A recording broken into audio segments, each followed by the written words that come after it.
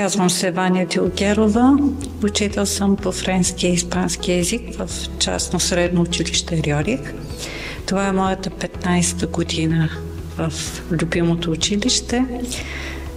Спомням си далечната 2009 година, моето първо посещение на училище Рьорих. През втората половина на месец септември бях поканена на интервю и се запознах с колегата, с когото трябваше да работим в 8-ми клас с интензивно изучаване на испански език. И ето вече, това е моята 15-та година. В продължение на 15 години съм тук, работя и с двата езика.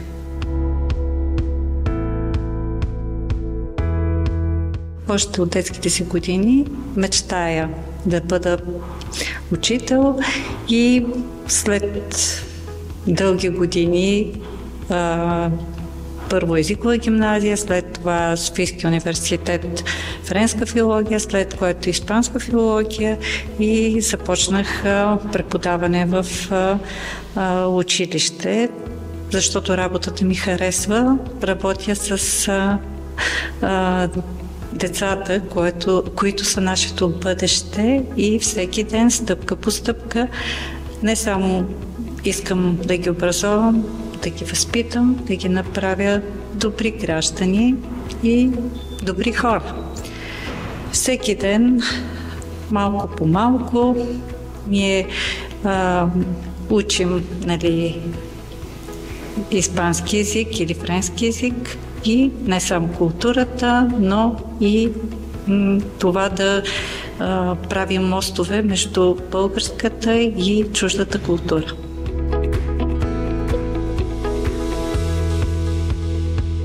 Успешен учител е този, който знае мечтите на учениците си и спомага те да бъдат реализирани по най-добрия начин. Успешен учител е този, който вдъхновява учениците си.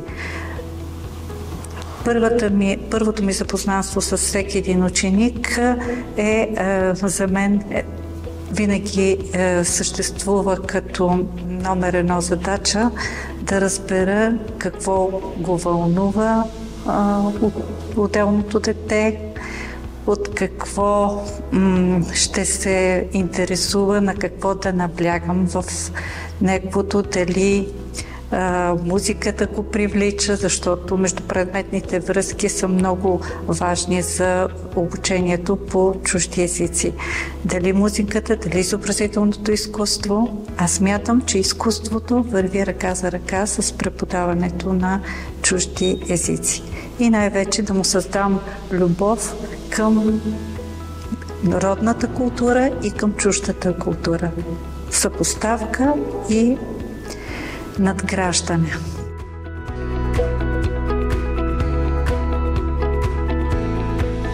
Когато аз съм била ученик и сега някога нямаше телефони, някога през лятото ходехме на лятна бригада.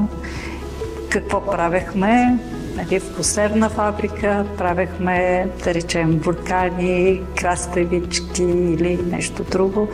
Или есенната бригада помагахме за събиране на реколтата. И смятам, че това време не беше лошо, защото ние много се сплотявахме по този начин. Имахме